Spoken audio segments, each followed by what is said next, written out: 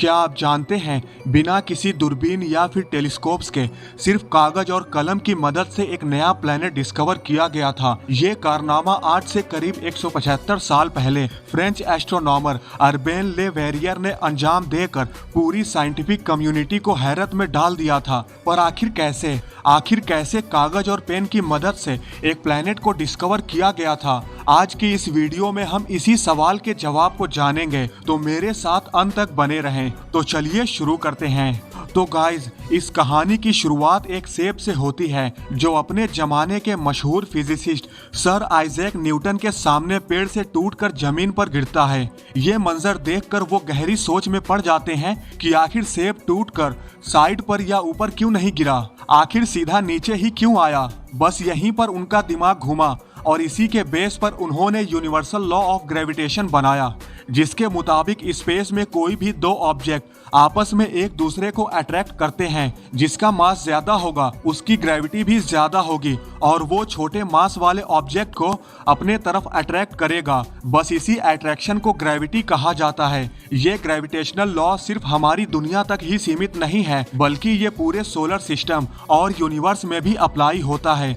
इसका सबसे सिंपल सा एग्जाम्पल है हमारा सन, जो कि पूरे सोलर सिस्टम के 99.86% मास को अपने अंदर ही लिए बैठा है, जिस वजह से सोलर सिस्टम के सभी ऑब्जेक्ट सन की तरफ अट्रैक्ट होते हैं और एक खास ऑर्बिट में सन के चारों तरफ रिवॉल्व करते हैं। हमारा चंद्रमा इसी ग्रेविटेशनल लॉ के तहत पृथ्वी के चारों तरफ रिवॉल्व करता है।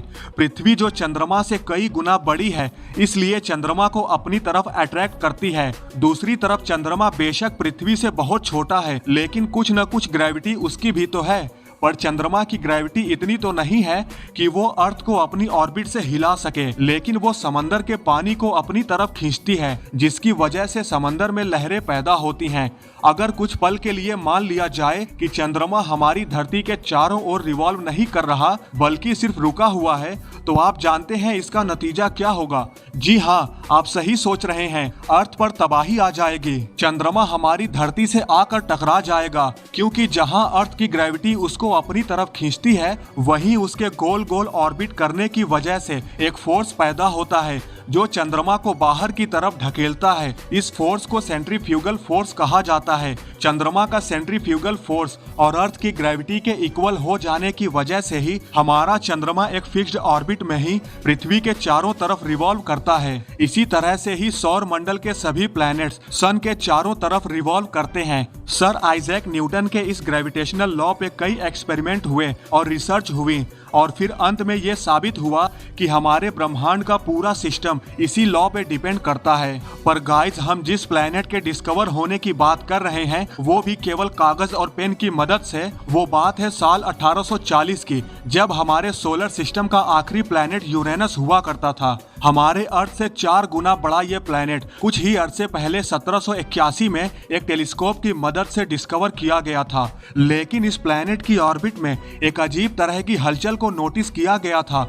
असल में गड़बड़ी ये थी कि ये न्यूटन के ग्रेविटेशनल लॉ पे पूरी तरह से इम्प्लीमेंटेशन यानी अमल नहीं कर रहा था। ये अपने ऑर्बिट में एक खास पॉइंट पे आकर अपने आप इधर उधर होने लगता, यानी इसमें हलचल सी होने लगती थी। ग्रेविटेशनल लॉ जिसकी वजह से पूरे यूनिवर्स का सिस्टम चल रहा है, भला सिर्फ एक प्लेनेट उसके खिलाफ कैसे काम कर सकता है? दुनिया भर के एस्ट्रोनॉमर्स यूरेनस के इस अनोखे इम्प्लीमेंटेशन को देखकर हैरान थे।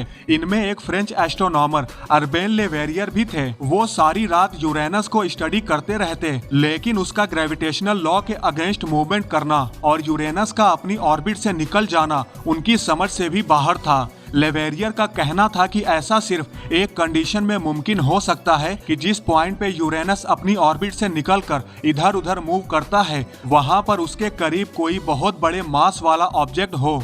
लेकिन मसला तो यही था कि किसी को भी उसके आसपास कोई बड़ा ऑब्जेक्ट या प्लेनेट नजर नहीं आ रहा था। वहीं कुछ एस्ट्रोनॉमर्स ने तो ये भी कहना शुरू कर दिया कि न्यूटन के ग्रेविटेशनल लॉ में कोई चीज मिसिंग है, शायद ये लॉ ही गलत है। लेवेरियर, जिन्होंने अपनी ज्यादातर जिंदगी स्टार्स और प्लैनेट्स पर रिसर्च करने में गुजारी थी, वो अपनी बात पर डटे रहे कि ग्रेविटेशनल लॉ में कुछ भी मिसिंग नहीं है, ये बिल्कुल ही सही है और यूरेनस को कोई दूसरा ऑब्जेक्ट या फिर प्लैनेट अपनी तरफ अट्रैक्ट कर रहा है।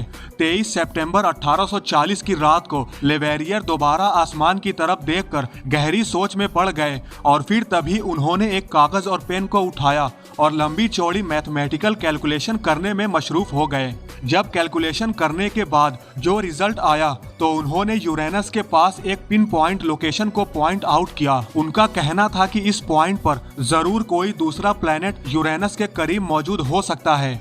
लेवेरियर ने न सिर्फ उसकी पोजीशन बल्कि उस अनजान ऑब्जेक्ट का मास भी कैलकुलेट किया और ये नतीजा निकाला कि इस सीक्रेट प्लेनेट का मास भी यूरेनस के मास के आसपास हो सकता है। जब उन्होंने इन सारी डिटेल्स को पब्लिक किया तो इस थियरी का विरोध करने वाले एस्ट्रोनॉमर्स ने लेवेरियर का काफी मजाक बनाया, क्योंकि उनके हिसाब से यूरेनस के करीब कोई ऐसा प्लेनेट मौजूद ही नहीं था। लेकिन बाद में उन्होंने ये तमाम डिटेल्स बर्लिन में मौजूद उस वक्त की सबसे बड़ी ऑब्जर्वेटरी को भेजा और उनसे रिक्वेस्ट किया कि स्पेस के ठीक इस खास हिस्से में यूरेनस के करीब किसी पावरफुल टेलीस्कोप से देखा जाए। बर्लिन ऑब्जर्वेटरी के एस्ट्रोनॉमर जोहान गॉटफ्रीड गाल ने जब आसमान के उस खास हिस्से में देखा तो उनको भी अंधेरे आसमान के सिवा कुछ भी नजर नहीं आया। लेकिन जब उस हिस्से पर थोड़ा अच्छे से फोकस किया गया तो वाकई ठीक लेवेरियर की बताई हुई जगह पर एक नीला प्लेनेट तैर रहा था। इसका साइज वाकई में लगभग यूरेनस के जितना ही था और अगर कंपेयर करें इसे हमारे अर्थ से तो इसका डायामीटर पृथ्वी के डायामीटर का लगभग 4 गुना था। यूं समझ ले कि अगर अर्थ एक टेनिस बॉल है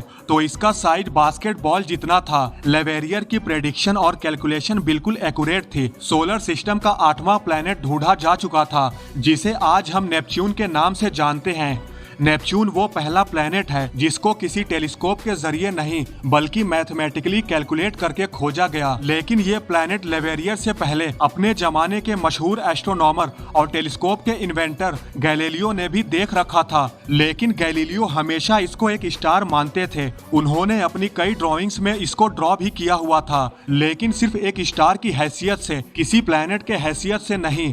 यही वजह थी कि इसको डिस्कवर करने का सारा क्रेडिट गैलीलियो के बजाय लेवेरियर के पास ही गया। क्रेडिट तो इनको बेशक मिल ही गया था, लेकिन वो हमेशा चाहते थे कि इस प्लेनेट का नाम भी उनके अपने नाम लेवेरियर से जोड़ा जाए। पर क्योंकि उस वक्त प्लैनेट्स और स्टार्स के नाम हमेशा देवताओं के नाम पर रखे जाते थे, इसी वजह से कई लोगों को इस नए प्लेनेट का नाम लेवेरियर से जोड़ने पर ऐतराज था। सबकी म्यूचुअल अंडरस्टैंडिंग के बाद इसका नाम रोमन देवता नेपच्यून के नाम पर रखा गया। साल 1989 में नासा का वॉयेजर 2 स्पेसक्राफ्ट पहली बार नेपच्यून के पास से गुजरा।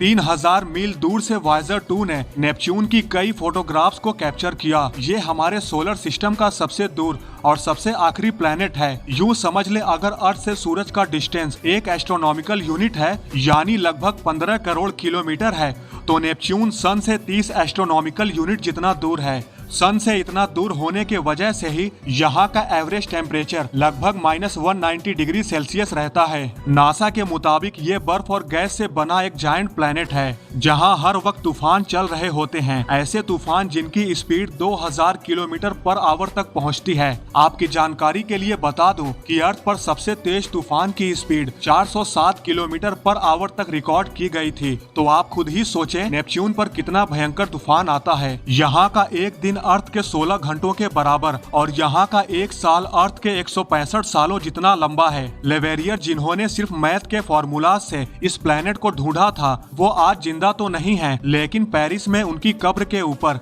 नेपच्यून का ये मॉडल इनके कारनामे को हमेशा याद दिलाता रहेगा। तो गाइज आज की इस वीडियो में बस इतना ही। आई होप आपको ये वीडियो जरूर पसंद आई होगी।